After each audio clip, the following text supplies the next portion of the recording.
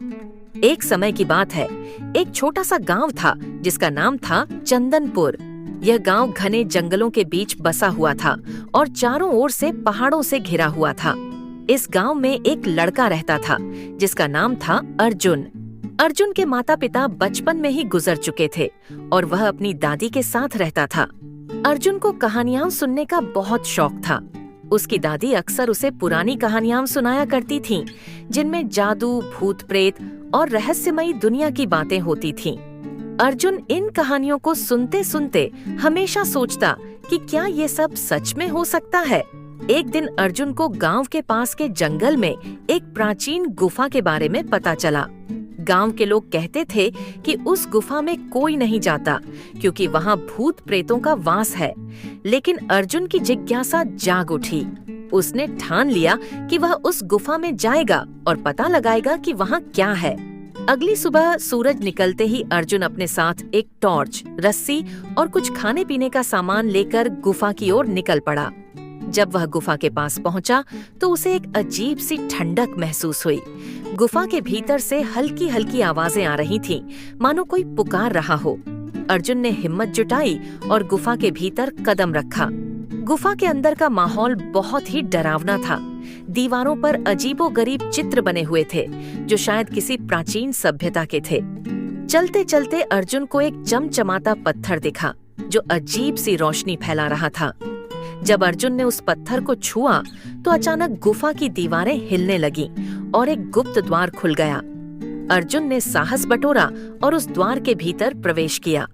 वहां उसने देखा कि वह एक विशालकाय कमरे में पहुंच गया था। कमरे के बीचों बीच एक बड़ा सा जादुई दर्पण था। दर्पण से एक भयानक चेहरा प्रकट हुआ जिसकी आंखें लाल थीं और उसमें से धुएं का बादल उठ रहा था। कौन हो तुम और इस जगह क्यों आए हो? उस चेहरे ने गूंजते हुए स्वर में पूछा। अर्जुन ने डरते हुए जवाब दिया, मेरा नाम अर्जुन है और मैं बस इस गुफा के रहस्य को जानने आया हूँ। चेहरा हंसने लगा और बोला, तुम्हें नहीं पता तुमने क्या अनर्थ कर दिया है। यह गुफा एक शापित जगह है। अब तुम इस जाल में फंस चुके हो। यहाँ से बाहर निकलने का एक ही रास्ता है। तुम्हें 3 कठिन परीक्षाओं को पार करना होगा। अगर तुम असफल हुए तो तुम्हारी आत्मा हमेशा के लिए इस गुफा में भटकती रहेगी। अर्जुन के सामने पहली परीक्षा आई। उसे एक भूतिया जंगल में जाकर जीवन का फूल खोजना था। उस जंगल में हर कदम पर भूत प्रेत और अजीबोगरीब जानवरों का खतरा था। अर्जुन ने हिम्मत नहीं हारी और तमाम मुश्किलों का सामना करते हुए उसने जीवन का फूल पा लिया। दूसरी परीक्षा थी अंधकार की नदी को पार करना, जहां बिना देखे उसे नाव चलानी थी। अर्जुन ने अपनी सूझबूझ और साहस से इस परीक्षा को भी पार कर लिया। अब बारी थी तीसरी और सबसे कठिन परीक्षा की। अर्जुन को मृत्यु की घाटी से एक रहस्यमयी किताब को लाना था जो गुफा के रहस्यों को सुलझा सके। यह घाटी भूतों और राक्षसों से भरी थी, लेकिन अर्जुन ने अपने दादी की कहानियों को याद किया और साहसिक कदम उठाए। आखिरकार अर्जुन ने किताब पा ली और गुफा में लौट आया। जादुई दर्पण का चेहरा फिर से प्रकट हुआ और बोला, तुमने असंभव को संभव कर दिखाया। अब तुम इस शापित गुफा के बंधन से मुक्त हो सकते हो। लेकिन ध्यान रखना, यह किताब बहुत शक्तिशाली है। इसे सही तरीके से इस्तेमाल करना, वरना इसके परिणाम भयानक हो सकते हैं।